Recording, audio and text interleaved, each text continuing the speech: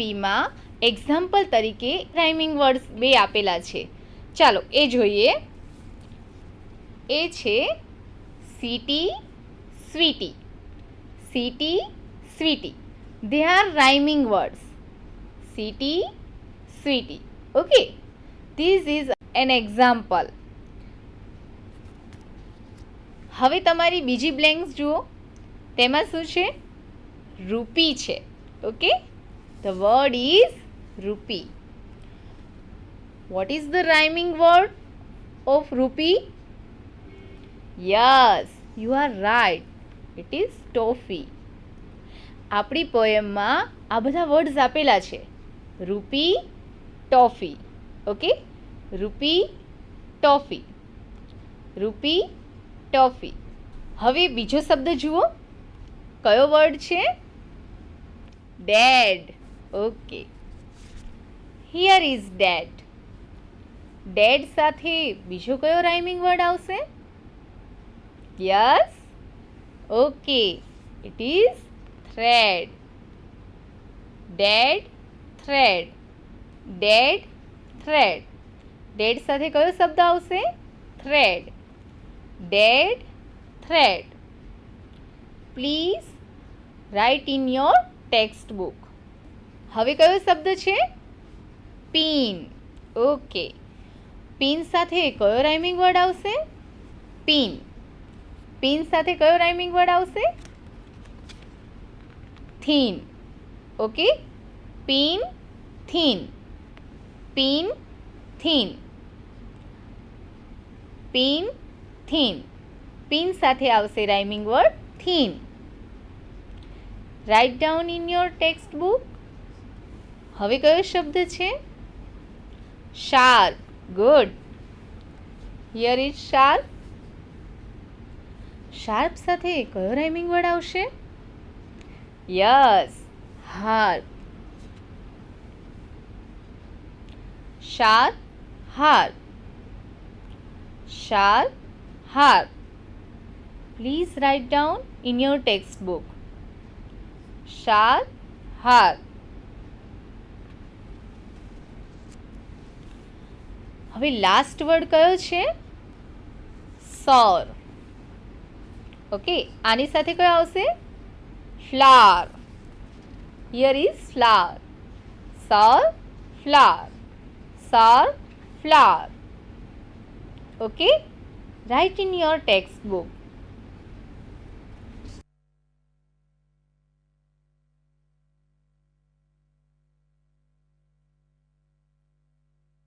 તો ફ્રેન્ડ્સ, જોયા ને બધા રાઇમિંગ વર્ડ્સ. શાર્પ, હાર્પ, રૂપી, ટોફી, પિન, થીન, આ બધા જ રાઇમિંગ વર્ડ્સ હતા. હવે આપણે આગળની એક્ટિવિટી કરીએ.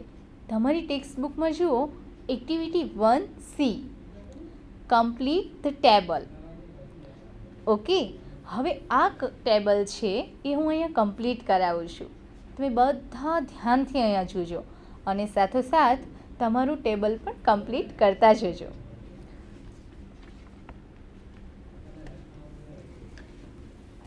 I gave back, it was. ટેબલમાં છે I gave back, it was. Okay. પોએમમાં I gave back and it was. Poem જોતા જવાનું છે અને આપણે આ ટેબલ કમ્પ્લીટ કરવાનું છે. I gave back toffee, it was sour. તમે જુઓ તમારી ટેક્સ્ટબુકમાં આ એક્ઝામ્પલ આપેલું છે. I gave back toffee, it was sour. Okay. Next આપણે પોએમમાં જોઈએ તો બીજા કયા વર્ડ્સ છે? બીજા એવા વર્ડ છે flower. I gave back flower. But it was dead. I gave back flower. It was dead. Okay. બીજા કયા વર્ડ્સ છે?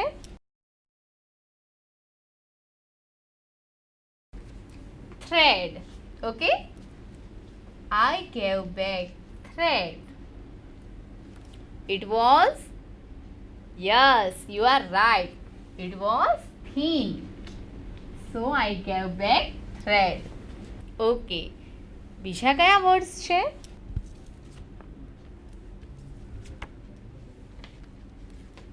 Pin. Okay. I gave back pin. Why? Because it was sharp. I gave back pin. It was sharp. Okay. હવે એક જ word રહી ગયો છે. જોઈએ આ કયો વર્ડ છે? ઓકે, હાથ. કયો વર્ડ છે? હાથ. I gave back heart because it wouldn't play. It wouldn't play. I gave back heart. It wouldn't play. Okay. Now write in your textbook and complete your table.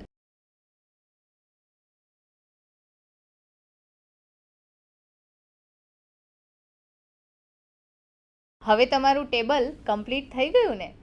ચાલો હવે આ ટેબલમાંથી બધા જ વર્ડ્સના આપણે સેન્ટેન્સીસ બનાવવાના છે અને આ સેન્ટેન્સીસ તમારે સાથે સાથે બોલતા જવાના છે. હું બોલું પછી તમે બોલજો. એ પહેલાં આ બધા વર્ડ્સના ઝુમખા એકઠા થઈ ગયા છે અને એમાંથી આપણે સેન્ટેન્સ બનાવવાના છે. તો ચાલો તમારી સ્ક્રીન પર આવે છે આ બધા વર્ડ્સના ઝુમખા. Activity 1C. Make sentences using the jumbled words and speak aloud. તમારે સેન્ટેન્સ બનાવવાના છે જમ્બલ વર્ડ્સના અને પછી બોલવાના પણ છે. For example, back, it was, I gave, toffee, the, sore. નાવ હવે આપણે ગોઠવીએ. I gave back. I gave back the toffee. It was sore. I gave back the toffee. It was sore. Okay. Next, it was back, dead, I gave the flower. ચાલો ગોઠવીએ આ વાક્યને પણ. I gave back the flower. It was dead. I gave back the flower. It was dead.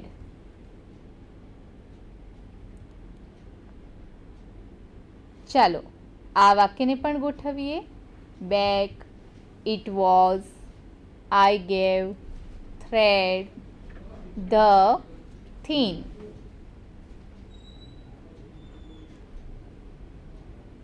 I gave back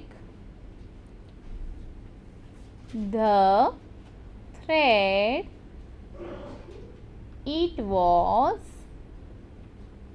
thin. I gave back the thread. It was thin.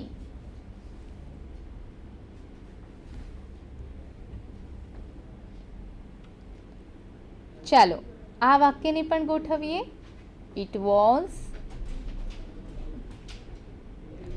I gave back the pin.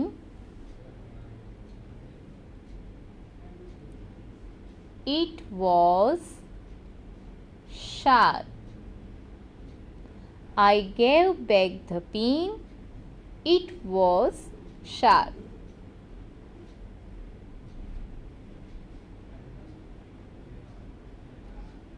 ચાલો આ વાક્યને ગોઠવીએ.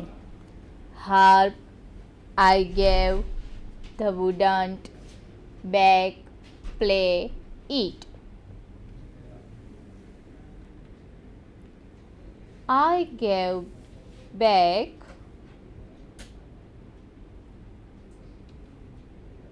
the harp,